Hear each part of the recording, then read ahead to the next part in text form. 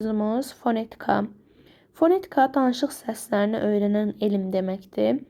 Fonetika fone səs, tika isə elm deməkdir və Yunan sözüdür. Fonetikada ümumiyyətlə bizim danışıq zamanı istifadə etdiyimiz səslər, tələffüz etdiyimiz səslər bizim danışıq səslərimiz adlanır. Danışıq səsləri danışıq üzvləri vasitəsilə yaranır və danışıq üzvləri iki yerə bölünür. Fəal danışıq üzvləri, fəal danışıq üzvlərinə aiddir dodaq, dil və səs telləri. Bir də var qeyri-fəal danışıq üzvləri. Bunlara aiddir ağciyərlər, nəfəs borusu, qırtlaq, ağız boşluğu və s. Ən fəal danışıq üzvümüz yadımızda saxlayaq ki, dildir. Deməli uşaqlar, səsləri tələffüz edirik və eşidirik, hərfləri isə yazırıq və görürük. Sözlərin tələffüzünü yazmaq üçün biz transkripsiyadan istifadə edirik. Transkripsiyanın içərisində sözlərin tələffüzünü yazırıq. Danışıq səsləri, ümumiyyətlə hərflər iki yerə bölünür. Saitlər və samitlər. Saitlər ağız boşluğundan sərbəst çıxır, maneəsiz çıxır, heca yaradır. Yəni bir sözdə neçə dənə sait varsa, o qədər heca olacaq. Məsəl üçün elə baxsaq fonetika sözünə. Fonetika sözündə 4 dənə saitimiz var və 4 dənə də deməli bizim hecamız var. Fonetika. 4 dənə hecamız var. Yəni hecalar saitlərin vasitəsilə yaranır. Samitlər isə hecaları əmələ gətirmir, amma hecanı formalaşdırır. Yadımızda qalsın uşaqlar, samitlər uzun tələffüz oluna bilməz. Məsələn, uzun tələffüz olunma qoşa nöqtə ilə göstərilir. Məsəl üçün desək mədə. Mədə sözünü tələffüz eləsək mədə. Görürsünüz, birinci A uzun tələffüz olunacaq və daha doğrusu uzun tələffüz olunacaq və onun qarşısında hansı sait ki uzun tələffüz olunur, ondan sonra qoşa nöqtə qoyuruq. Amma biz heç vaxt samitləri uzun tələffüz edə bilmərik. Məsələn, əni uzada bilirik, düzdür? Amma samitləri uzada bilmərik. Ondan sonra saitlər bir neçə yerə bölünür. Sait səslərin bölgüsü var idi. Qalın saitlər A, I, O, U. İncə saitlər E, Ə, İ, Ö, Ü. Dodaqlanan saitlər O, U, Ö, Ü. Dodaqlanan saitləri tələffüz edən zaman görürük ki, dodaqlarımız irəli gələcək. O, U, Ö, Ü. Bir də dodaqlanmayan saitlər var idi. Dodaqlanmayan saitlər A, Ə, I, İ, E. Saitləri dodaqlanmayan saitlərdir. Bir də var idi açıq saitlər. Bunları sizə ipucu verəcəm indi necə yadda saxlamaq lazımdırsa. Açıq saitlər deməli A, Ə, O, Ö, E. Bir də var idi qapalı saitlər. I, İ, U, Ü. Deməli uşaqlar, açıq saitlərin üstü qapalı olur. Görürsünüz, üstü qapalıdır. Qapalı saitlərin isə üstü açıq olur. Yəni açıq saitlərin görürsünüz, üstü oval şəkildə qapalıdır. Amma qapalı saitlərin isə üstü açıqdır. Yəni bu formada rahat yadınızda saxlaya bilərsiniz. Ondan sonra uşaqlar, sait səslərin əvvəlcə gəlin tələffüzünə baxaq. Sait səslərin tələffüzü. Sait səslər bəzən sözün ilk hecasında uzun tələffüz oluna bilər. Məsəl üçün, tərif sözü. Tərif sözünü tələffüz eləsək, tərif. Uzun tələffüz olunacaq. Sözün ortasında da, uzanma sözün ortasında da ola bilər. Məsəl üçün, xüsusi deyək. Xüsusi. Görürsünüz, tələffüz eləyən zaman xüsusi. U-nu uzadırıq, düzdürmü? Uzanma olacaq U-nun üstündə. Ondan sonra uşaqlar, bəzi sözlər var idi ki, bu sözlərdə ov, öv, on birləşməsi var. Məsəl üçün, sonra, lovğa,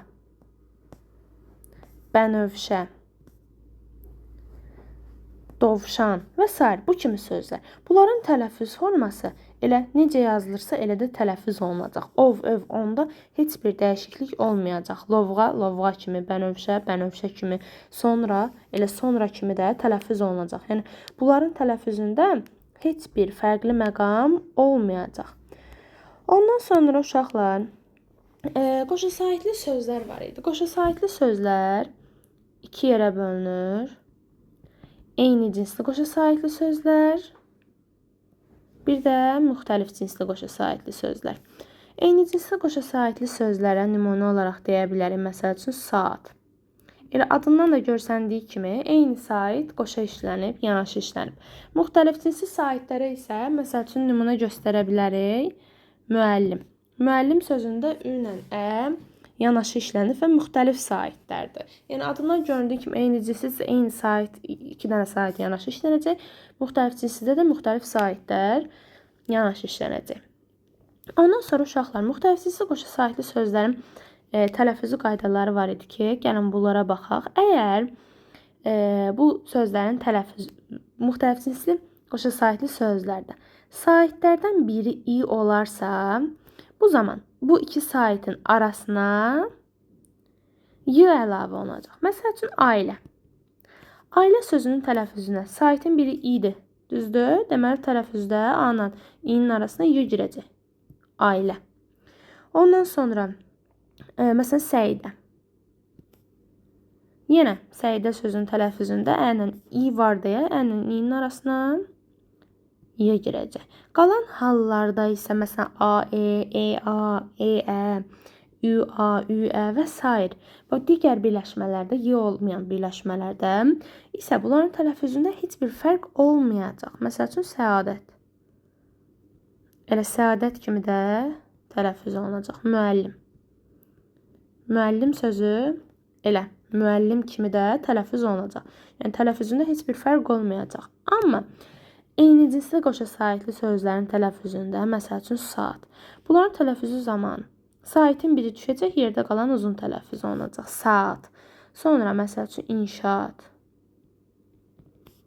Yenə də a-nın biri düşəcək, yerdə qalan a uzun tələffüz olunacaq. Məsəl üçün, təbii. Yenə burada da i-nin biri düşəcək, yerdə qalan uzun tələffüz olunacaq. Təbii. Aha, bunları da yadımızda saxlayırıq. Ondan sonra keçirik samit səslərin bölgüsünə. Samit səslər iki yerə bölünür. Kar samitlər və cingiltili samitlər. Bu samitlər hər bir kar samitin bir cingiltili qarşılığı var. H kar samitinin yadımızda saxlayaq. Bir də L, M, N, R cingiltili samitlərinin qarşılığı yoxdur. Bunu da yadımızda saxlayırıq. Bu samitlərin qarşılığı yoxdur. H samitinin cingiltili qarşılığı, LMNR-in isə kar qarşılığı yoxdur. Bunları yadımızda saxlayırıq. Ondan sonra, məsəl üçün, ş. Ş-nın tələffüzünə baxsaq, bunu dərslərdə də deyirəm. Bunları kar cingiltilini ayırd eləmək üçün ovucumuzu açırıq və ağzımıza yaxınlaşdırırıq və həmin samiti tələffüz edirik. Əgər əlimizə hava dəyərsə, bu deməli olacaq kar samit. Hava dəyməzsə, bu olacaq cingiltili samit. Məsələn, ş tələffüz edən zaman görürük ki, əlimizə hava dəyəcək. Bu kar samit. Amma qarşılığı olan j-nın tələffüzündə əlimizə hava dəyməyəcək, yəni lor dildə desək. Bu da olacaq bunun cingiltili qarşılığı. Baxın uşaqlar, bu x səsidir.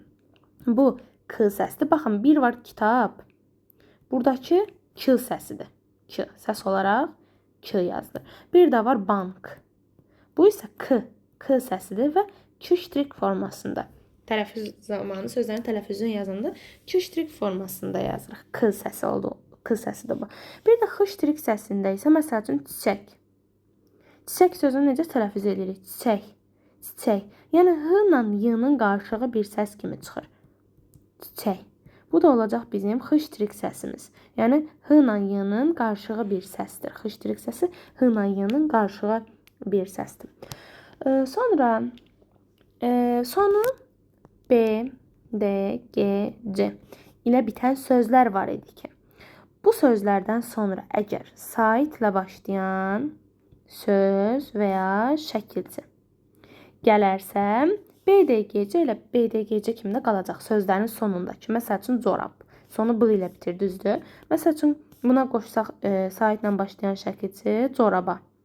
Elə coraba kimi də tələffüz olunacaq. Məsələn, corab aldım. Yenə buradakı corab sözü corab kimi tələffüz olunacaq. Niyə? Çünki özündən sonra sait işlənib. Amma bu BDGC-dən sonra samit səs gələrsə, samit gələrsə onda işlər biraz dəyişəcək. Samit gələrsə BDGC səsləri özlərinin kar qarşılığı kimi tələffüz olunacaq. B, P, D, T, G, K, C, C şəklində tələffüz olunacaq. Məsəl üçün bulud. Bulud sözünə baxaq. D. Sonu D ilə bitir. Məsələn, lar şəkilçisi qoşaq. Buludlar. Bunun tələffüzü artıq olacaq. Altına yazım. Bulut. Dar. İndi ların tələffüzünü düzdəlik keçməmişik. Dar kimi tələffüz olunur. Bir də D-da nə oldu? Samit gəldiyinə görə T-ya keçdi. Düzdür. Məsələn, bir də deyə bilərik bulud topası. Yenə D-dan sonra nə gəlib? T ilə başlayan söz gəlib. Deməli D T kimi tələffüz olunacaq. Bulut özünün kar qarşılığı kimi tələffüz olundu. Əgər samit gələrsə bu formada olacaq. Sait gələrsə heç bir fərq olmayacaq tələffüz zamanı. Sonu BDGC ilə bitən sözlərə aiddir. Ondan sonra yenə burada da qoşa samitli sözlər var. Yenə bunlar iki yerə bölünür. Eyni cinsli. Bir də müxtəlif cinsli qoşa samitli sözlər. Eyni cinsli qoşa samitli sözlər elə adından da göründüyü kimi eyni samit qoşa yanaşı işlənir. Məsələn, əvvəl sözündə qoşa V işlənib və eyni cinslidir. Sonra müxtəlif cinsliyə nümunə deyə bilərik. Məsəl üçün kəsir. Görürsünüz, burada sırrı müxtəlif samitlərdir ki, bunlar qoşa işləniblər. Və müxtəlif cinsli qoşa samitli söz adlanır. Müxtəlif cinsli qoşa samitli söz. Sonra uşaqlar, bəzi sözlər var idi, təkhecalı eyni cinsli qoşa samitli sözlər. Məsəl üçün fən, xət, həl və s. kimi bu sözlər var idi ki, bunlara biz samitlə başlayan şəkilçi qoşsaq, bu qoşa samitlərdən biri düşür. Məsələn, fən sözünə lər qoşsaq, olacaq fənlər. Yazılışda yəni samitin biri düşəcək şəkilçi qoşsa. Xət, xətlər. Amma iki dənə söz var idi ki, his, bir də kül. Yəni bu sözlərə biz samitlə başlayan şəkilçi qoşsaq, artıq ayrı leksik məna verəcək. Yəni bunlara samitlə başlayan şəkilçi qoşsaq, ayrı məna verəcək. His. Təkcə bir sınla olduqda, məsələn, his, deyirik, məsələn, bu şeyi hissdə bişirdim, yeməyi hissdə bişirdim. Kül, ocağın külü, məsələn, bu mənada, bu mənaları verəcək. Amma bu sözləri saitlə başlanan şəkilçi qoşsaq, məsələn, fənnə qoşduq. Heç bir fərq olmayacaq, xəttə. Heç bir fərq olmayacaq. Yəni, qoşa samitlər olduğu kimi qalacaq. Sadəcə, samit qoşduqda, qoşa samitin biri düşəcək. Məsəl üçün, başqa birində deyək, sirlər. Sir qoşalı ilə yazılır. Sirdə deyək, məsəl üçün, də qoşsaq, olacaq sirdə. Artıq r-nın biri yazılışda düşəcək. Bunu da yadımızda saxlayırıq. Ondan sonra var idi müxtəlif cinsli qoşa samitli, təkhecalı. Söhbət təkhecalılardan gedir. Təkhecalı sözlər. Məsələn, kəsir, qəsir, mətin, başqa, üzr və s. da bu kimi sözlər var idi ki, bunlara da yenə samitlə başlanan şəkilçi qoşduqda bu qoşa samitlərin arasına qapalı sait girəcək. Məsəl üçün, kəsir sözünə lər qoşaq. Burada tələffüz zamanı olacaq kəsirlər. İndi burada lərin tələffüz forması, buna fikir vermirik. S ilə r-nın arasına i daxil olacaq, kəsirlər. Ondan sonra məsələn, zəhimli. Görürsünüz, samitlə başlanan şəkilçi qoşduq. Olacaq zəhimli. Gördünüz, qapalı sait daxil oldu. H ilə m-nın arasına qapalı sait daxil oldu, i daxil oldu. Ondan sonra məsəl üçün, üzürlü. Bunun tələffüzü olacaq üzürlü formasında. Bu sözlər yadımızda saxlayaq. Normalda da yəni tələffüz olunan zaman, məsəl üçün, kəsir. Tələffüzdə kəsir olacaq. Yəni şəkilçi samitlə başlayan şəkilçi qoşmasaq belə bu formada olacaq. Əmr. tələffüzdə bu formada olacaq. Bunları da yadımızda saxlayaq. Amma bunlara saitlə başlayan şəkilçi qoşsaq, elə necədirsə elə qalacaq da, kəsrə. Yəni kəsrə kimi də tələffüz olunacaq. Mətnə, üzrə, əmrə və s.